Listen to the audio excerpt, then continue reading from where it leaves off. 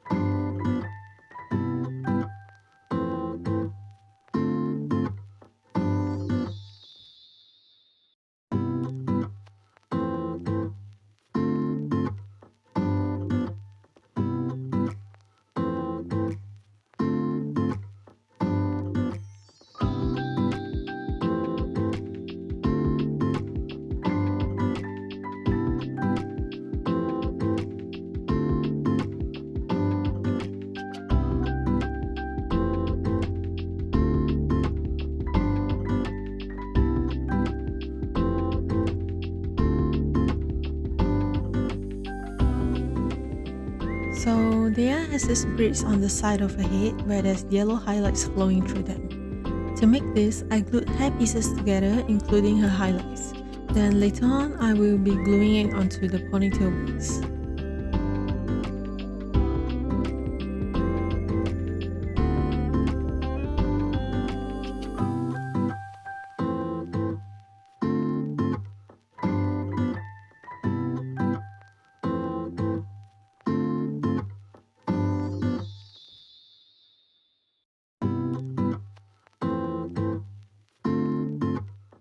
To make sure it is sitting on the wig properly, braiding and adjusting the width and highlights will take a while.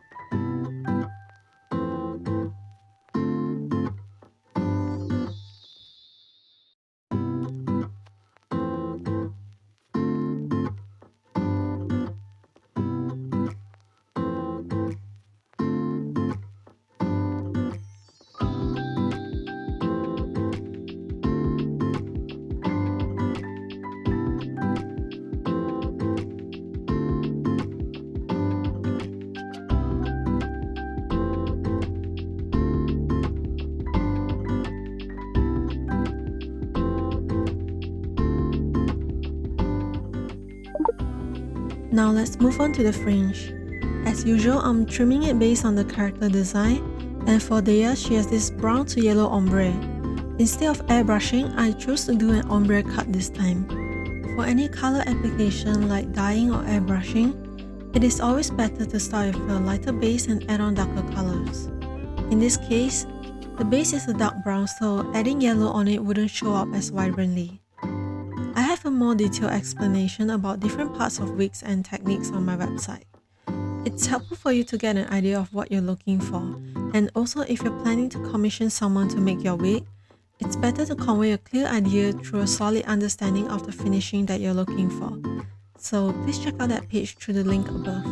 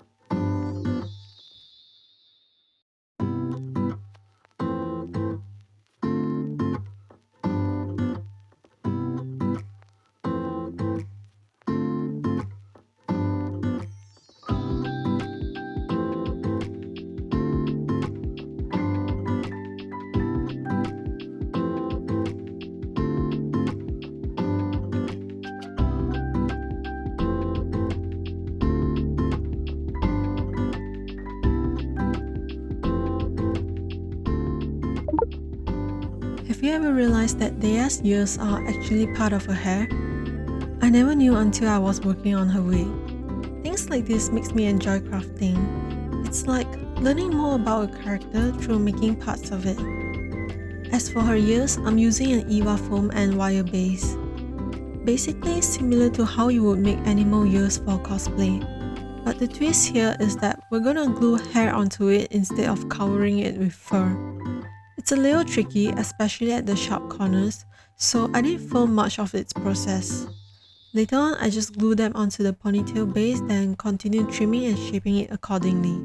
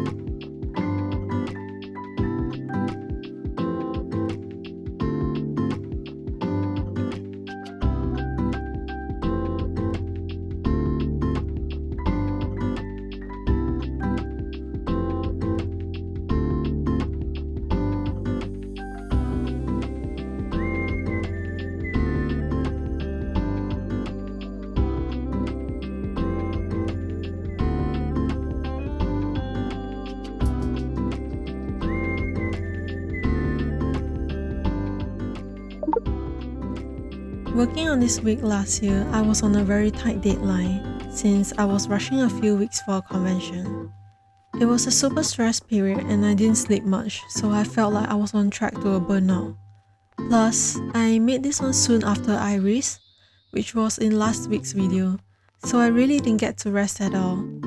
I told myself that I will not repeat the same mistake this year, but it looks like I've got a ton of things to do on my hands again. I'm saying this now, but hopefully next year during this time I'll be more relaxed. We shall see.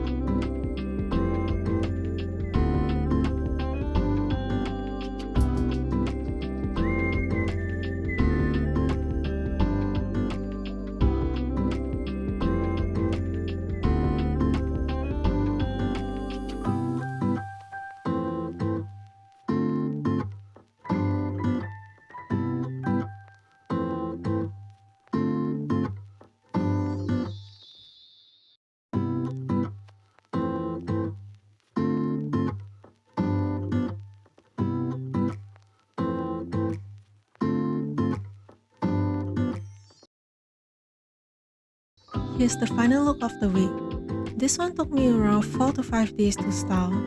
It's not perfect, but for a piece that's done on a tight schedule, I think it turned out pretty well. So if you like this video, do leave me a like, comment, and don't forget to subscribe so that you won't miss the next one. Thanks for joining me again and I'll see you next week. Love ya! Bye!